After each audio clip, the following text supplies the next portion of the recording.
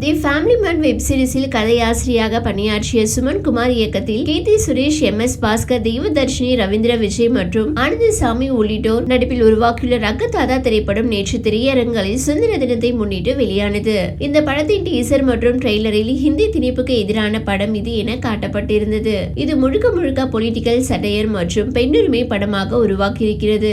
Keerthy Suresh woman centric படங்களில் தொடர்ந்து நடித்து வரும் நிலையில் அவருக்கு இந்த ரங்கதாதா படம் கை கொடுத்ததா அல்லது கைவிரித்ததா என்பது குறித்த விரிவான விமர்சனத்தை இங்கே பார்க்கலாம். முதல் பெண் பிரதமரான இந்திரா காந்தி இந்தியாவை ஆட்சி செய்து வரும் காலத்தில் வள்ளுவன்பேட்டை கிராமத்தில் ஹிந்தி கற்றுக் கொடுக்கும் சபா இருக்கக்கூடாது என போராடி அதுக்கு பூட்டு போடும் கயல்விழி பாண்டியன் வக்கீல் பணிபுரிந்து வருகிறார். வங்கியில் ஹிந்தி படித்தால் தான் ப்ரமோஷன் கிடைக்கும் என வங்கி அதிகாரி சொல்லும் போதும் அவரையும் மிரட்டுகிறார். பாப்பா என்னும் பெயரில் ஆண் எழுத்தாளர் போல சிறு கதைகளையும் எழுதி வருகிறார். அவருக்கு தமிழ் செல்வன் ரசிகராக உள்ளார். தாத்தா MS பாஸ்கருக்கு கொடிய நோய் ஏற்பட்ட நிலையில் சீக்கிரம் போய்விடுவார் என டாக்டர் சொல்ல அவருடைய கடைசி ஆசைகளில் ஒன்றாக பேத்தியின் திருமணம் இடம்பெறுகிறது. தன்னை புரிந்து கொண்டும் தனது பெண்ணிய கருத்துக்களை மதிக்கும் நபராக இருக்கும் தமிழ் செல்வனையை திருமணம் செய்து கொள்ளலாம் என நினைக்கும் கயல்விழி ஏன் ஹிந்தி கற்கிறார், ஹிந்தி தேர்வு எழுதுகிறார், இந்திய சபாவை திறந்தே தீர்வு என கங்கணம் கட்டிக்கொண்டு இருக்கும் அந்த ஹிந்தி பண்டிதர் அந்த சபாவை திறந்தாரா என பல கேள்விகளுக்கு விடையாக இந்த படத்தின் கதை அமைந்திருக்கிறது.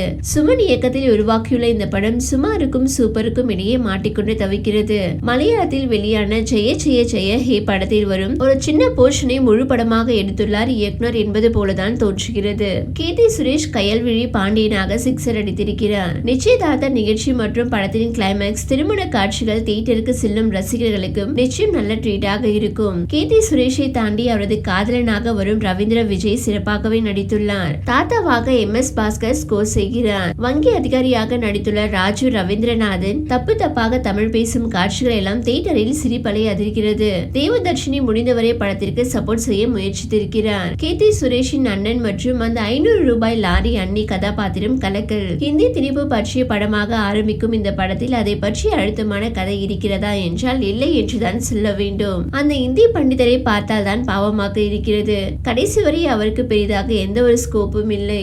இந்தி மொழியை எதிர்க்கவில்லை, இந்தி திணிப்பை தான் எதிர்க்கிறோம் என பொங்கும் கீர்த்தி சுரேஷ் தனக்கு ப்ரமோஷன் வேண்டும் என்பதற்காக இந்தி படிப்பதும் பெரிய தப்பை சரி செய்ய சின்ன தப்பு பண்ணா தப்பே இல்லை என சொல்லும் போதும் அன்னியன் விக்ரமின் எக்ஸசைஸ் வசனம் தான் நினைவுக்கு வருகிறது. ஹிந்தி திணிப்பு மட்டும் பெரிய விஷயம் அல்ல. காலம் காலமாக பெண்கள் மீது கலாச்சாரம் என்னும் பெயரில் நடத்தப்படும் ஆணாதிக்க திணிப்பு தான் கொடுமையானது என்பதை கடைசியாக உணர்த்த படத்தை எங்கெல்லாமோ கொண்டு சென்று தலையை சுற்றி மூக்கை தொடுவது போல இயக்குனர் தொட்டுள்ளார். கீர்த்தி சுரேஷ் மற்றும் படத்தில் நடித்த அத்தனை நடிகர்களின் நடிப்பும் பார்க்கும்படியும் ரசிக்கும்படியும் உள்ளது.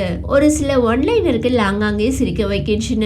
ஷான் ரோல்டன் முடிந்தவரை தனது இசை மூலம் பல காட்சிகளை தூக்கி நிறுத்த முயற்சித்துள்ளார். நிச்சயதார்த்த போர்ஷன், பெண்ணுரிமை பற்றி பேசும் இடங்கள், கிளைமேக்ஸ் திருமண போர்ஷனில் மாப்பிள்ளையை கடத்தும் சீன் உள்ளிட்டவை படத்திற்கு பலம். படம் முழுவதுமே ஆன் அண்ட் ஆஃப் ஆகவும் ஒரு கல்லூரி டிராமா போலவுமே நகர்வது படத்திற்கு பெரிய மைனஸ் ஆகவே பார்க்கப்படுகிறது. ஒரு சில இடங்களில் சிரிக்கவும் ரசிக்கவும் வைக்கும் இயக்குனர் படம் நடிக்கலும் அதை செய்ய தவற விடுக்கிறார். படத்தில் எங்கேயும் பெரிதாக சிக்கலான முடிச்சுக்களை போட்டு அதை அழுத்தால்தான் சுவாரஸ்யமாகவும் த்ரில்லாகவும் இருக்கும். ஆனால் சுத்தமாக அது இந்த படத்தில் மிஸ்ஸிங். இப்படிதான் இடைவெளி இருக்கும், இப்படிதான் கிளைமேக்ஸ் இருக்கும் என கெஸ் பண்ணுவது போலதான் படம் இருக்கிறது.